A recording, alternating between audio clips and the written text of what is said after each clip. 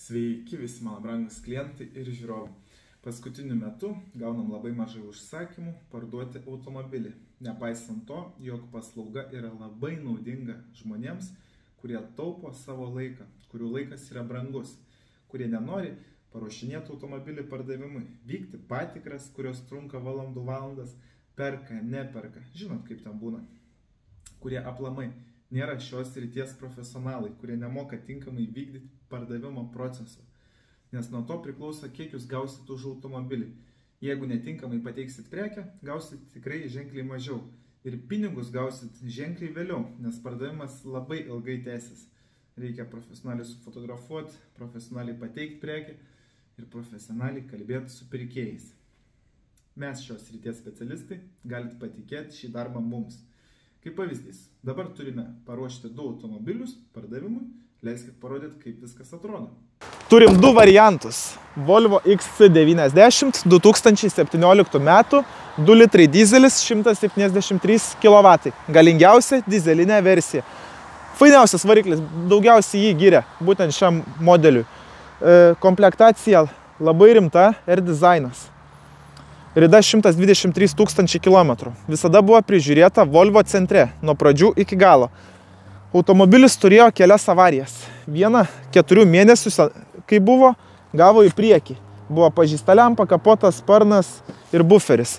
Išrašyta draudimo žala iki 20 000 eurų ir tada atgabentas į Lietuvą. Volvo centre suremontuotas, yra sąskaita ir toliau eksploatuotas. Po to dar buvo moteris įkalus į galinį buferį. Tai irgi Volvo centre perdažė, dabar viskas kaip ir tvarkinga.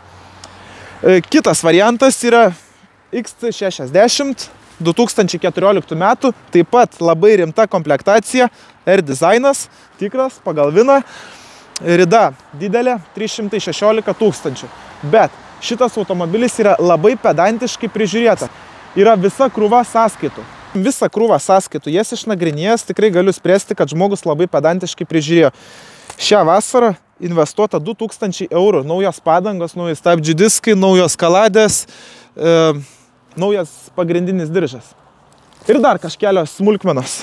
Taip, automobilis daug nuvažiavęs, bet jis dar tarnaus. Savo klientui rekomenduoju eksploatuoti ne daugiau kaip iki 400 000 km.